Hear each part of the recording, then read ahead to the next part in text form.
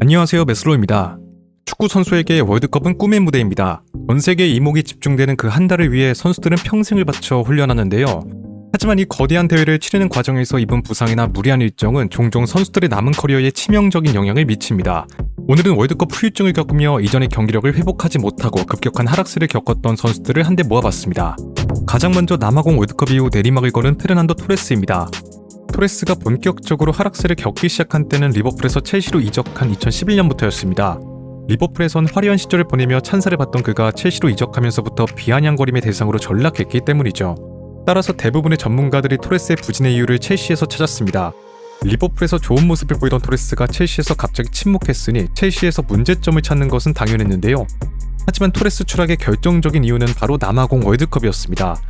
당시 리버풀의 핵심 공격수이자 스페인 대표팀에서도 주포로 활약하던 그는 2010 남아공 월드컵 개막을 약 2달 앞둔 상황에서 큰 무릎 부상을 당하고 말았습니다. 결국 수술대에 오르게 되며 남아공 월드컵 출전이 불투명해지게 되죠. 따라서 그의 최종 엔트리 발탁 여부는 미지수 상태였지만 스페인의 월드컵 우승을 확신했던 토레스는 월드컵 출전 의지를 강하게 피력했고, 이에 델보스케 감독은 재활 중이던 토레스가 개막 전까지 100% 상태로 회복할 수 있다고 자신하며 최종 엔트리에 포함시키는 선택을 내렸습니다. 하지만 이러한 결정은 훗날 토레스의 커리어 하락을 초래하게 되는데요. 그렇게 월드컵 출전을 강행한 그는 결과적으로 그토록 바라던 스페인의 월드컵 우승을 함께할 수 있었습니다. 그러나 무릎 부상의 여파로 대회 내내 부진해 사실상 짐짝이었던 병이 대부분이었죠. 그리고 곧 토레스의 추락이 시작되었습니다. 리버풀의 의료팀장의 말에 따르면 무릎이 온전치 않은 상황이었지만 토레스가 스페인 대표팀 합류를 위해 과도하게 열중했었다고 하는데요. 무리할 정도로 훈련에 임했으며 오히려 이것이 무릎에 더 무리를 줄 정도였다고 합니다. 그리고 토레스가 기대와 달리 남아공 월드컵에서 자신의 활약이 미비했다는 것에 매우 실망했고 심적으로 짓눌리기 시작했다고 하죠. 그가 리버풀로 돌아왔을 때 전혀 행복해 보이지 않았으며 오히려 좌절한 듯한 모습이었다고 합니다. 또한 자신의 무릎에도 불안감을 느꼈다고 하는데요. 그는 토레스가 이러한 좌절에 대처하는 방법을 몰랐던 것이 추락에 큰 영향을 미쳤다고 분석했습니다. 토레스도 훗날 이 당시를 회상하며 왕좌에 올라서자 느낀 것은 후회 감정이었다고 하죠. 이 한순간을 위해 자신의 모든 것을 희생하는 것이 옳은 것인가라는 생각이 교차했다고 합니다.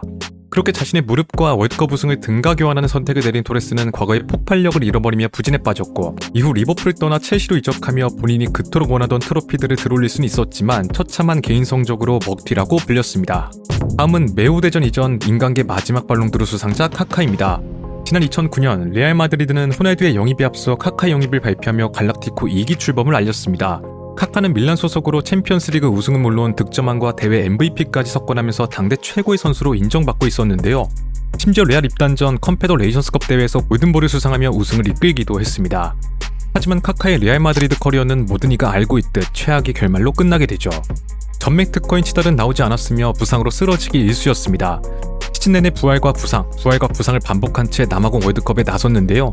카카는 월드컵에서 브라질이 치른 5경기 중 4경기의 선발 출전에 3개 도움을 기록하면서 날카로운 패스와 노련한 경기 운영을 보여줬다는 평가를 받았습니다. 하지만 예전만 하지 못하다는 혹평도 따랐었죠. 특히 가장 중요했던 네덜란드와의 8강전에서 힘을 쓰지 못했고 결국 브라질은 탈락의 고배를 마셔야 했습니다. 그런데 얼마 안가 카카가 부상을 안고 월드컵에 출전했음이 밝혀졌는데요. 브라질 대표팀의 주치의가 직접 카카의 몸 상태가 정상이 아니었음을 이야기하며 월드컵이 아니었다면 카카가 뛰지 않았을 것이라고 전한 것이었습니다. 사실상 무릎 부상을 숨긴 채 월드컵 출전을 강행한 것이기에 애국심과 프로의식 속 비난을 보내는 팬들도 적지 않았죠. 그리고 무리한 월드컵 출전은 카카의 커리어에 큰 영향을 미쳤습니다. 부상 여파로 오랜 기간 이탈해야 했고, 이 부상은 정점에서 어떻게든 버티려던 카카의 커리어를 사실상 끝장내고 말았는데요. 결국 메스토에질과 주전 경쟁에서 밀리며 입지를 상실해버리고 말았습니다. 결국 4시즌이 다 되도록 자리를 잡지 못하자 카카는 자국에서 개최되는 브라질 월드컵 출전을 위해 구단이 직접 이적을 요청하며 밀란 복귀를 택했습니다. 그러나 세대 교체 흐름에 밀려 대표팀 승선에 실패하게 되죠. 이후부터는 미국으로 적을 옮기며 은퇴 수순을 밟았습니다. 이러한 커리어 하락의 카카는 당시 모든 게 자신의 잘못이었다고 여기고 있는데요. 역사에 만약이란 것은 없지만 만약이란 잣대를 적용했을 때 과연 카카가 무리한 출전을 감행하지 않았다면 레알에서의 커리어는 어떻게 변화되었을지 궁금할 수밖에 없습니다. 다음은 프랑스의 월드컵 우승주역 사무엘 움티티입니다. 움티티는 한때 세계 최고를 바라볼 정도로 촉망받는 수비수였습니다. 왼발잡이라는 장점에 현대 센터백에게 필요한 능력을 골고루 겸비하고 있었는데요. 그렇게 23살의 나이에 바르셀로나 입성에 성공했고 준수한 활약을 보여주며 단숨에 리그 정상급 수비수로 평가받았습니다. 마침내 푸열의 완벽한 대치자를 찾았다는 호평이 가득했죠. 그의 이름을 전세계에 각인시킨 무대는 단연 2018 러시아 월드컵이었습니다. 당시 대회 개막을 앞두고 무릎 수술을 권유받았지만 움티티는 출전을 강행했는데요. 그런데 통증을 안고 나선 이 월드컵에서 경기마다 헌신적인 수비로 프랑스 수비진의 핵심이 되었습니다. 바란과 짝을 이뤄 프랑스가 7경기에서 단 6실점이 그치는데 큰 기여를 하게 되죠. 심지어 4강 벨기에전에선 선제골이자 결승골을 성공시키면서 결승 진출을 이끌었습니다. 결승 크로아티아전에서도 흔들림 없이 후방을 지키며 프랑스의 우승에 일조했는데요. 그렇게 움티티는 월드컵 전 경기 선발에 무실점 클린시트 3회, 준결승전 결승골이란 눈부신 기록을 남기며 우승 멤버에 당당히 이름을 새겼습니다. 하지만 그의 전성기는 월드컵까지였죠. 월드컵을 위해 수술을 미루고 단순 치료만 받으면서 통증을 안고 뛴 것이 화근이 되었습니다. 이 부상이 무릎에서 허리, 발목을 돌아가며 악화시켰는데요. 그 결과 18-19 시즌부터 시즌의 절반도 소화하지 못할 정도로 유리몸 선수가 되고 말았습니다. 이처럼 급격한 하락에 바르셀로나에서 입지를 잃게 되죠.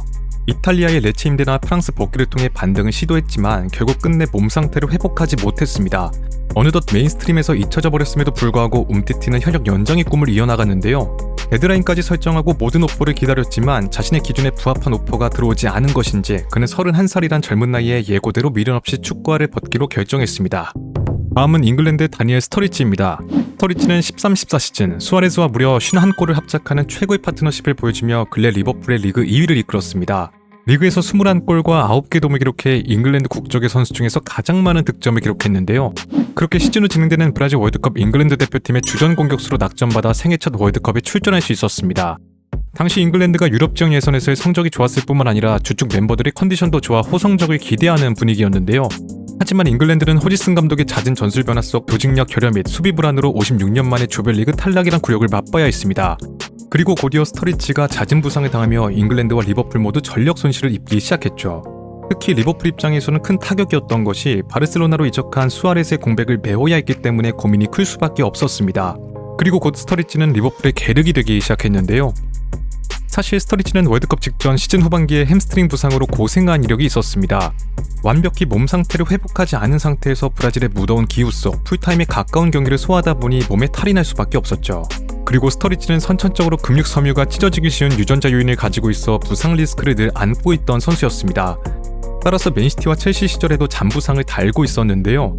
이로 인해 그는 부상에 대한 트라우마를 가지고 있었고 그렇다 보니 건강에 특히나 예민했습니다. 몸에 조금 이상이 생기거나 풀핏이 아니라고 판단이 되면 경기에 나가는 것을 꺼려했죠. 이로 인해 리버풀에선 제라드가, 대표팀에선 루니가 그의 멘탈을 케어하고 있었다고 합니다. 그런데 스터리지는 월드컵 무대에서만큼은 출전을 주저하지 않았는데요. 자신의 생애 첫 월드컵을 포기할 수는 없었기에 부상 여파가 남아있음에도 불구하고 브라질의 살인적인 폭염 속 조별리그 3경기를 모두 선발로 뛰며 본인 딴엔 몸을 갈아 넣었습니다. 심지어 리버풀의 로저스 감독은 일찍이 그의 몸의 취약성을 파악하고 맞춤형 관리를 진행하고 있었는데 휴식의 필요성을 호지슨 감독에게 전달했지만 호지슨은 이를 정신력 결여로 파악하고 대표팀에서 강도 높은 훈련을 진행시켰는데요. 결국 월드컵 전후의 무리한 일정 속에서 몸이 완전히 망가져버린 것이었습니다. 이처럼 13-14 시즌 커리어 고점을 찍은 스터리지는 월드컵 이후서부터 급격한 하락세를 타기 시작했고 대표팀에서도 입지가 좁아지며 브라질 월드컵이 그의 마지막 월드컵이 되고 말았습니다. 자, 마지막은 잉글랜드의 재능이자 토트넘의 황태자였던 델리 알리입니다. 알리는 10대 시절부터 잉글랜드 축구의 미래로 불리며 데뷔 후 매 시즌 리그와 컵대회를 합쳐 50경기에 가까운 살인적인 일정을 소화해왔습니다. 불과 20대 초반의 나이에 이미 리그 정상급 퍼포먼스를 보여주며 혹사 논란이 끊이지 않았는데요.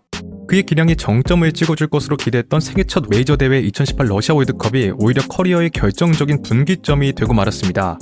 당시 알리는 대회 조별리그 1차전 튀니지전에서 허벅지 부상을 당했음에도 불구하고 국가대표로서 사명감에 수술 대신 테이핑과 단순 치료를 병행하며 토너먼트 강행군을 이어나갔습니다. 결과적으로 잉글랜드를 준결승까지 올려놓았지만 그 대가는 가혹했죠. 월드컵으로 인해 완전히 사라져버린 비시즌 휴식기는 어린 선수에게 신체적 번아웃을 불러왔고 이는 곧바로 토트넘 복귀 후 반복되는 햄스트링과 근육 부상의 늪으로 이어졌습니다. 단순히 몸만 망가진 것이 아니었는데요. 그라운드 위에서의 경기력이 하락하자 쏟아지는 혹독한 비난은 그가 어린 시절부터 감내해온 내면의 상처를 건드리는 기폭제가 되었습니다. 훗날 알리는 게리 네빌과의 인터뷰에서 6살 때 겪은 성적 학대, 8살 때부터 마약 거래를 해야 했던 암울한 유년 시절의 트라우마를 고백하게 되죠. 경기력 저하와 부상이란 현실 속에서 그는 불안한 심리를 잊기 위해 수면제와 술에 의존하며 스스로를 고립시키고 말았습니다.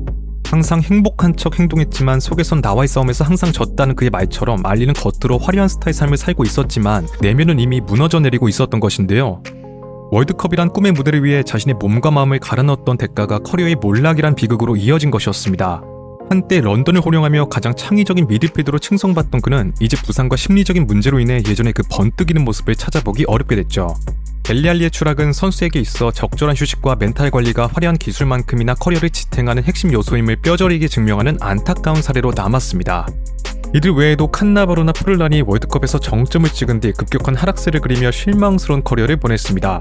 그러나 앞선 사례들과 차이가 있다면 30대에 접어든 노장의 나이였다는 점, 축구 선수로서 이미 쌓아올린 커리어의 정점에서 맞이한 마지막 무대였다는 점인데요.